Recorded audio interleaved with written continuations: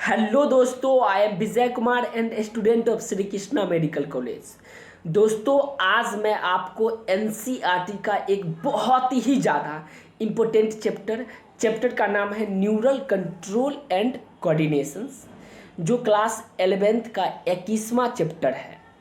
इसे मैं आपको कहानी के द्वारा समझाऊंगा और इसमें जितने भी जटिल से जटिल कंसेप्ट हैं, सभी कंसेप्ट आपको वर्षों वर्षों तक याद रहेगा। जिस तरह से मैं पढ़ाऊंगा, यदि उसका आप पालन करेंगे तो। और इस चैप्टर को कर लेने के बाद, पूरा कर लेने के बाद, नीट के एग्ज़ाम में आपको गिफ्ट के तौर पे 12 से 16 मार्क मिलेगा। अर्थात 12-16, या मान लीजिए कि 2 से 3 क्वेश्चन प्रत्येक साल इस चैप्टर से पूछी जाती है और प्रत्येक क्वेश्चन का वेटेज 4 मार्क का होता है। तो चलिए इसी बिलीव के साथ इस क्लास को स्टार्ट करते हैं। मैं सबसे पहले आपको बता दूं कि मैं जितना पढ़ाऊंगा उसी से आपके एग्ज़ाम में सवाल पूछा जाएगा और इसे मैं आपके एग्ज़ाम के बाद प्रूव्ड भी करूंगा। तो चलिए क्लास को कंटिन्यू करते हैं। तो चलिए दोस्त, क्लास को कंटिन्यू करते हैं। चैप्टर का मैं आपको बता दिया हूँ, न्यूरल कंट्रोल एंड कोऑर्डिनेशन नाम है। इस चैप्टर में क्या पढ़ेंगे उसे कहानी के द्वारा समझिए। मान लीजिए आप नीट का एग्जाम दे करके और कट ऑफ को पार करके आप किसी मेडिकल कॉलेज में पहुँचे हैं, तो वहाँ पे आपको 6 इंसान मिला है और सभी से मैं आपको इंट्रोड्यूस करवाऊँगा। जब आप पहले बार जाइएगा कॉलेज में तो आपका सीनियर या कोई होगा आपकी जान पहचान का जो सबसे आपको इंट्रोड्यूस करवाएंगे। तो पहला वो, और प्रत्येक इंसान के बारे में आपको जानना है और अभी ही जैसे जैसे मैं बताऊंगा वैसे वैसे आपको याद भी करते जाना है। पहला इंसान मान लीजिए है न्यूरल सिस्टम है, ठीक है। फिर दूसरा इंसान है ह्यूमन न्यूरल सिस्टम। पहला इंसान का नाम क्या है मैं आपसे पूछ रहा हूँ, न्यूरल सिस्टम। दूसरा इंसान का नाम ह्यूमन न्यूरल सिस्टम। तीसरा इंसान का नाम है neurons and structural and functional unit of neural system. चौथा इंसान का नाम है सेंट्रल नर्वस सिस्टम। पांचवा इंसान का नाम है reflex action and reflex arc. And छठा इंसान का नाम है सेंसरी रिसेप्टर एंड प्रोसेसिंग। तो ये जो 6 इंसान हैं, सभी इंसानों के बारे में काफ़ी डिटेल से मैं आप बताऊंगा। तो चलिए न्यूरल कंट्रोल एंड कोऑर्डिनेशन नाम का इस मूवी को स्टार्ट करते हैं। पहले इंट्रोडक्शन पार्ट्स पढ़ेंगे, उसके बाद आगे जैसे जैसे मैं टॉपिक बताया हूँ प्रत्येक टॉपिक को काफ़ी डिटेल से मैं आपको समझाऊंगा। बस मैं आपको जैसे जैसे बताऊंगा वैसे वैसे हो सके तो लिखते हुए याद कीजिए, ताकि लंबे समय तक आपको याद रहे। जैसा कि आप सभी जानते हैं, मैं आपको एनसीईआरटी के प्रत्येक लाइन को ऐसे समझाऊंगा जैसे मान लीजिए एनसीईआरटी का प्रत्येक लाइन एक क्वेश्चन है और उसी में उसका आंसर भी छुपा हुआ है। तो चलिए उसी तरह पढ़ना स्टार्ट करते हैं और मैं आपको बताऊंगा और आप भी अपनी एनसीईआरटी निकाल करके और मेरे साथ पढ़िएगा। एनसीईआरटी का पेज नंबर 315 होगा। एज यू नो, जैसा कि आप जानते हैं, as you know the function of organ and organ system in our body must be coordinated to maintain homeostasis।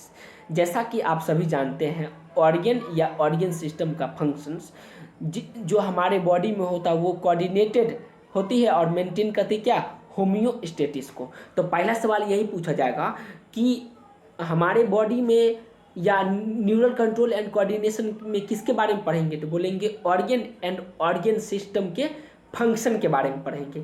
ये कैसा होगा दोस्त, बोलेंगे मस्ट बी कोऑर्डिनेटेड होगा एंड मेंटेन होम्योस्टेटिस। और ये किसको कंटेन करके रखती है, मेंटेन करती है, तो बोलेंगे होम्योस्टेटिस को मेंटेन करके रखती है। तो उम्मीद करते हैं पहला लाइन से जो भी सवाल पूछा जाएगा आप उसे बना ले जाओगे। फिर हम लोग नेक्स्ट लाइन पढ़ते हैं। Home coordination is the process through which 2 और मोर ऑर्गन्स इंटरैक्ट।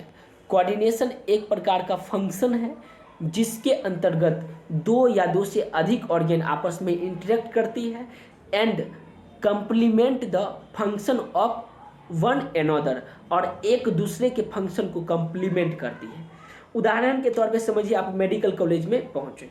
मेडिकल कॉलेज में पहुँचे तो वहाँ पे 2 या 2 से अधिक इंसान रहेगा, वो सभी एक दूसरे के सहयोग से कोई काम स्टार्ट करता है और प्रत्येक लोग एक दूसरे के काम को कोऑर्डिनेट भी करती है। वैसे ही यहाँ पे बताया गया है coordination is a process. Coordination एक प्रकार का क्या है दोस्त, प्रोसेस है थ्रू विच टू और मोर ऑर्गन इंटरेक्ट, जिसके अंतर्गत दो या दो से अधिक ऑर्गन क्या करती है दोस्त, इंटरेक्ट करती है, and complement the function of one another, और एक दूसरे के फंक्शन को कंप्लीमेंट करती है। तो उम्मीद करते हैं इस लाइन से जो सवाल पूछा जाएगा वो भी आप बना लोगे। सवाल ऐसे पूछा जाएगा कि कोऑर्डिनेशन में जो होती है कितना, एक या एक से अधिक ऑर्गन काम करेगी, तो बोलेंगे एक या एक से अधिक ऑर्गन काम करती है। कैसे काम करती है, तो एक दूसरे के सहयोग से, एक दूसरे से कोऑर्डिनेटेड होता है, और प्रत्येक एक दूसरे के फंक्शन को क्या करती है दोस्त, तो कंप्लीमेंट करेगी, प्रत्येक एक दूसरे के फंक्शन को कंप्लीमेंट करेगी। नेक्स्ट लाइन पढ़ते हैं। फॉर एग्जाम्पल, उदाहरण के तौर पे, B when we do physical exercise the energy demand is increases for maintaining and increase muscular activity. जब हम लोग फिजिकल एक्सरसाइज करते हैं, रनिंग कीजिए, जंपिंग कीजिए, किसी तरह से फिजिकल एक्सरसाइज जिसमें शरीर का काम होता है, जब हम लोग फिजिकल एक्सरसाइज करते हैं तो एनर्जी डिमांड इज इंक्रीजेस, और तो एनर्जी डिमांड क्या होती है, शरीर में बढ़ जाती है। जब कभी आप साइकिल का सवारी कीजिए या बहुत दूर दौड़िए या चलिए तो आपके शरीर में क्या होगा, एनर्जी की डिमांड बढ़ेगी। एनर्जी की डिमांड बढ़ेगी, इसका मतलब भूख लगेगा। भूख क्यों लगता है, कभी आप सोचे हैं? भूख इसलिए लगता है क्योंकि शरीर में एनर्जी कम जाती है, प्रत्येक सेल को एनर्जी चाहिए, तो एनर्जी के लिए क्या होता है, हमारे शरीर में एक प्रकार की एक्टिविटी उत्पन्न होती है जिससे हमें लगता है कि हमें भूख लगी हुई है। और maintain and increase muscular activity, और ये किसको मेंटेन करके रखती है दोस्त, तो मस्कुलर एक्टिविटी को मेंटेन करती है। Maintenance and increase muscular activity, जब हम लोग फिजिकल एक्सरसाइज करते हैं एनर्जी डिमांड बढ़ जाती है, और किसको मेंटेन करती है, तो increase muscular activity. The supply of oxygen is very necessary, oxygen का सप्लाई प्रत्येक ऑर्गन्स तक पहुंचना बहुत ज़्यादा नेसेसरी है। आप सभी जानते हैं कि हमारे बॉडी में जितने भी विटामिन, मिनरल्स या खनिज पदार्थ जो हमारे लिए पोषक पदार्थ का काम करता है, वो एक जगह से दूसरी जगह हीमोग्लोबिन में, ब्लड में मिल करके जाती है। तो और हीमोग्लोबिन ब्लड में मिल करके जाती है बबुआ, वो जितने भी पोषक पदार्थ हुआ तो किसके थ्रू जाता है दोस्तों, ऑक्सीजन बाइंड करेगी। ब्लड, हीमोग्लोबिन एंड ऑक्सीजन आपस में बाइंड करके और क्या करती है, एक सेल से दूसरे सेल तक प्रत्येक एनर्जी के बंडल को प्रोवाइड करवाती है। मान लीजिए माउथ में खाए तो एनर्जी उत्पन्न हुई तो बॉडी के प्रत्येक पार्ट तक क्या करेगी, डिस्ट्रीब्यूट हो जाए, प्रत्येक पार्ट तक डिस्ट्रीब्यूट हो जाएगा। तो एनर्जी की भी डिमांड की जरूरत होती है। नेक्स्ट लाइन पढ़ते हैं। The increase supply of oxygen resistance and increase in rate of respiration, oxygen की सप्लाई जैसे जैसे इंक्रीज होती है, resistance and increase in rate of respiration, और किसको इंक्रीज करती है दोस्त, तो रेस्पिरेशन के रेट को ये इंक्रीज करती है। फिर नेक्स्ट लाइन पढ़ते हैं। Heart beat and increase blood flow via blood vessels, heart beat क्या करती है दोस्त, बढ़ जाती है, और ब्लड का फ्लो ब्लड वेसल में भी क्या होता है दोस्त, बढ़ जाता है। जब आप एक्सरसाइज कीजिए या दौड़िए तो देखिएगा आपका हार्ट बीट, आप अपने हाथ पे, आप अपने दिल पे क्या रखिए, हाथ रखिए, और देखिएगा वो क्या करेगी, पंपिंग मारते रहता है, पंपिंग करते रहता है। जैसे जैसे कभी कभी होता है, जब हम लोग को भी के साथ भी हो जाता है कि कभी कभी जब बहुत ही ज़्यादा सुंदर लड़की को देखते हैं तो हमारा हार्ट बीट क्या होता है दोस्त, बढ़ जाता है। शायद आपका भी बढ़ जाता होगा। और जब भी आप दौड़ते होंगे तो ये फील करते होंगे, ऐसे पल्स अपना मेजर कीजिए, तो पल्स मेजर करने के बाद लगेगा कि आपका ब्लड का फ्लो भी क्या हुआ है दोस्त, बढ़ा हुआ है। तो स्ट्रेस की कंडीशन में या जब बहुत एक्सरसाइज कीजिए उसमें आपका हार्ट बीट बढ़ जाता है और ब्लड फ्लो भी बढ़ जाता है। अच्छा, लड़की को देखने के बाद स्ट्रेस होने लगता है, दूसरे टाइप का होने लगता है दोस्त, इसलिए हार्ट बीट क्या होगा, बढ़ जाएगा। कभी न कभी आपके साथ भी ऐसा हुआ होगा।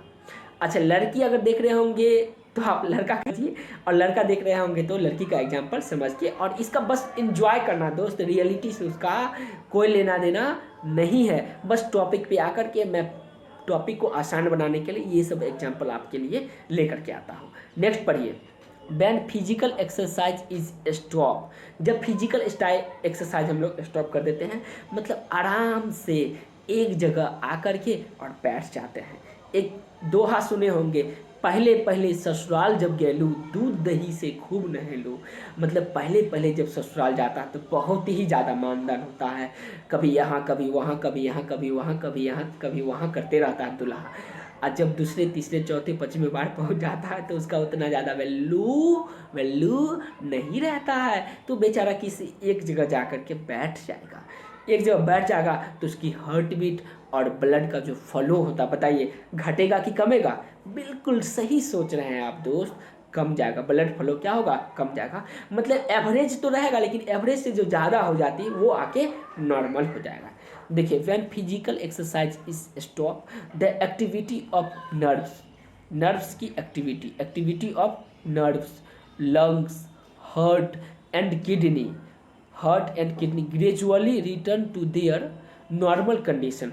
अब वो क्या कर जाता है, मान लीजिए ये नॉर्मल कंडीशन है और ये ऊपर आ गई थी, ऊपर नीचे होने लगी है, तो जब हम लोग फिजिकल एक्सरसाइज रुक देंगे तो धीरे धीरे धीरे धीरे धीरे धीरे आकर के अपनी नॉर्मल कंडीशन क्या कर लेगी? मेंटेन कर लेगी। क्या क्या मेंटेन करेगा? तो बोलेंगे एक्टिविटी ऑफ नर्व्स की एक्टिविटी, लंग्स की activity, heart and kidney gradually return हो जाती है। कहाँ पे आ जाती है? अपने नॉर्मल कंडीशन पे आ जाता है। Thus the function of muscles, lungs, heart, colour को चेंज कर लेते हैं। Function of muscles, lungs, heart, blood vessels, kidney and other organs are coordinated will performing physical exercise.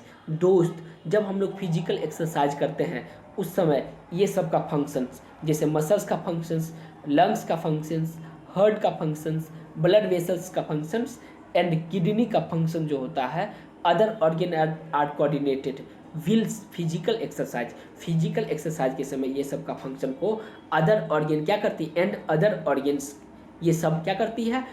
Affected होता है। ये सब क्या होता है दोस्त? फिजिकल एक्सरसाइज के समय आपका मसल्स का कैंपिंग बढ़ने लगती है, मसल कैंप करने लगता है, मसल की कैंपिंग बढ़ जाती है। लंग्स क्या होगा दोस्त? इसका लंग्स का पंपिंग भी बढ़ने लगती है, हार्ट का पंप भी बढ़ने लगता है, ब्लड प्रेशर क्या हो जाएगा? बढ़ जाएगा, ब्लड प्रेशर क्या हो जाएगा? बढ़ जाएगा। और किडनी भी क्या करती है दोस्त? इसका भी फंक्शन अफेक्टेड होता है। किस समय? एक्सरसाइज के टाइम में। यही बात इसमें बताया गया है। चलिए दोस्तों, एनसीईआरटी के नेक्स्ट लाइन को पढ़ते हैं। In our body the neural systems and endocrine system is jointly coordinated and integrated all the activities of organs so they functions in a synchronized fashion। देखिए दोस्त, हमारे बॉडी में neural systems and endocrine system का जो function होता है वो jointly coordinated करेगी और integrate all the activity of organs, और ऑर्गन्स के सभी प्रकार की एक्टिविटी को क्या करेगी? इंटीग्रेट करेगी। And they functions in synchronise fashion में क्या करेगी? ये neural system and endocrine system के सभी प्रकार के एक्टिविटी को कंट्रोल किया जाता है। सिंक्रोनाइज मतलब क्रमबद्ध, मतलब एक दूसरे से जुड़ा हुआ, ठीक है? या पॉइंट बाय पॉइंट समझिए। नेक्स्ट लाइन पढ़ते हैं। Neural system provided and organ network of point to point coordinations for a quick coordinations. ये बहुत ही ज़्यादा इम्पोर्टेंट लाइन है दोस्त, और इस इम्पोर्टेंट लाइन को आप अपने एनसीईआरटी में भी मार्किंग कीजिएगा। चलिए इसको एक बार मैं फिर से आपको बताऊँ। The neural system provide and organ network of point to point connections. ये क्या कहती है? नेटवर्क प्रोवाइड करवाती है किसका? Point to point connections for a quick coordination. Quick coordinations के लिए पॉइंट टू पॉइंट क्या करवाएगी दोस्तों? कोऑर्डिनेशन प्रोवाइड करवाएगी। कौन सिस्टम? तो neural system. Point to point मतलब एक पॉइंट से दूसरा, फिर दूसरा, तीसरा, फिर तीसरा से चौथा, फिर चौथा से पाँचवा, इस तरह से पॉइंट टू पॉइंट क्या करवाएगी? मान लीजिए ये वायर है, ये क्या है दोस्त? मान लीजिए ये तो वायर है, ये आप देख रहे होंगे, ये वायर है, ये मेरा माइक का वायर है, ठीक है? तो इसमें अलग अलग point A, point B, point C, point D, इस तरह से होगा अलग अलग पॉइंट। तो न्यूरल सिस्टम क्या करेगी? प्रोवाइड करवाएगी एन ऑर्गेन, एक ऑर्गेन का network of point to point coordinations for a quick coordinations. Next पढ़ेंगे, ये पढ़ लिए न्यूरल सिस्टम का, आप पढ़ेंगे इंडोक्राइन सिस्टम का। The endocrine system provided chemical integration through hormones. इस लाइन को भी आप इम्पोर्टेंस समझ के पढ़िए कि इंडोक्राइन सिस्टम क्या करवाएगी दोस्त, केमिकल इंटीग्रेशन करवाएगी, केमिकल्स के थ्रू इंटीग्रेशन करवाएगी थ्रू हार्मोन्स। हार्मोन्स या केमिकल इंटीग्रेशन करवाती है कौन, तो इंडोक्राइन सिस्टम। न्यूरल सिस्टम का अलग काम और इंडोक्राइन सिस्टम का अलग काम था। अब नेक्स्ट पढ़ेंगे, in this chapter you will learn about the neural system of humans. इस चैप्टर में आप पढ़ेंगे न्यूरल सिस्टम ऑफ ह्यूमन, मतलब ह्यूमन के न्यूरल सिस्टम, फिर mechanism of neural coordinations like transmission of nerve impulse, mechanism of neural coordination, neural coordination का mechanism, जैसे transmission of nerve impulse, nerve impulse का transmissions, impulse conductions across a synapses of across a synapses of physiology of reflex actions. इस chapter के अंतर्गत हम लोग जो पढ़ेंगे न्यूरल सिस्टम ऑफ ह्यूमन के neural system, mechanism of neural coordinations like transmission of nerve impulse का transmission पढ़ेंगे, फिर इम्पल्स कंडक्शंस अक्रॉस अ सिनेप्सिस पढ़ेंगे, उसके बाद फिजियोलॉजिकल रिफ्लेक्स एक्शन। ये सारा टॉपिक के बारे में हम लोग इस चैप्टर में काफ़ी डिटेल से स्टडी करेंगे। तो उम्मीद करते हैं आज का क्लास आपको समझ में आया होगा। आज के क्लास में जितने भी बातें पढ़े थे उसको एक बार फिर से क्विक रिकैप करते हैं आपके लिए। देखिए, पहले पार्ट्स में बस यही बातें बताया गया है कि हमारे शरीर में जितने भी ऑर्गन और ऑर्गन सिस्टम होता है वो सभी क्या करती है, कोऑर्डिनेटर मैनर में होम्योस्टेटिस करती है, आपस में एक दूसरे से मिल करके। फिर उसका कोऑर्डिनेशन क्या होता है, तो coordination is the process which two or more organ interact and complement the function of another functions। मतलब दो या दो से अधिक ऑर्गन आपस में इंटरेक्ट करती है और कंप्लीमेंट करके क्या करती है, अनदर फंक्शन को भी कोऑर्डिनेट करती है। फॉर एग्जाम्पल के तौर पे जब हम लोग फिजिकल एक्सरसाइज करते हैं उसमें शरीर में एनर्जी की डिमांड बढ़ जाती है। शरीर में एनर्जी की डिमांड बढ़ता है, maintaining of increase muscular activity के लिए शरीर में एनर्जी का डिमांड बढ़ जाएगा और इसके कारण ऑक्सीजन की ज़्यादा मात्रा में क्या होना चाहिए, सप्लाई होना चाहिए। Increase supply of oxygen necessitate to increase in rate of respiration को क्या करेगी, इंक्रीज करेगी। Heart beat and increase blood flow को भी क्या करेगा दोस्त, इंक्रीज करेगा। ब्लड वेसल में जो ब्लड का फ्लो होता है वो भी इंक्रीज कर जाएगी। लेकिन जब हम लोग फिजिकल एक्सरसाइज को स्टॉप कर देते हैं तो ये सारा एक्टिविटी अपने नॉर्मल कंडीशन को प्राप्त कर लेती है। उसके बाद नेक्स्ट इम्पोर्टेंट लाइन पढ़िए कि हमारे बॉडी में function of muscles, lungs, heart, blood vessels and kidney का जो होता है फंक्शन, ये सभी को कोऑर्डिनेट करवाया जाता है किसके थ्रू, तो हमारे बॉडी में सबके लिए अलग अलग स्पेसिफिक पार्ट्स बना हुआ है जो स्पेसिफिक पार्ट्स के लिए उत्तरदायी होता है, स्पेसिफिक पार्ट्स के वर्क के लिए उत्तरदायी होता है। फिर नेक्स्ट लाइन पढ़े, इन आवर बॉडी, हमारे बॉडी में neural system and endocrine system जो होती है ज्वाइंटली सिंक्रोनाइज करके और फंक्शन को परफॉर्म करवाती है। उसके बाद नेक्स्ट इम्पोर्टेंट लाइन पढ़े, neural systems provided organise network of point to point connection of quick coordination किसके थ्रू करवाया जाएगा, तो बोलेंगे न्यूरल सिस्टम के थ्रू करवाया जाएगा। उसके बाद इंडोक्राइन सिस्टम के थ्रू क्या करवाया जाएगा दोस्त, तो केमिकल इंटीग्रेशन करवाया जाएगा जो हार्मोन के थ्रू होगा और ये स्लोली होगा। फिर हम लोग इस चैप्टर में क्या क्या पढ़ेंगे उस बात को देखें। तो इस चैप्टर में हमको पढ़ना है न्यूरल सिस्टम ऑफ ह्यूमन के neural system, mechanism of neural coordinations, transmission of nerve impulse के transmissions, impulse conduction across synapsis and physiology of reflex actions. ये सारा टॉपिक को इस चैप्टर में पढ़ेंगे।